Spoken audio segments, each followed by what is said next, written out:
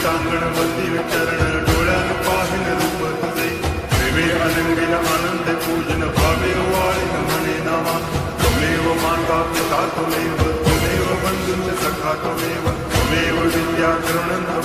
त्वमेव सर्वं मम देव कायेन वाचा मनसेन्द्रियेर्वा बुद्ध्यात्मना वा प्रकृति स्वभावात् करोमि यद्यत् सकलं परस्मै नारायणाय समर्पयामि अच्युतं केशवं रामनारायणं कृष्णदामोदरं वासुदेवं हरिं श्रीधरं माधवं गोपिकावल्लभं जानकीनायकं रामचन्द्रं भजे हरे राम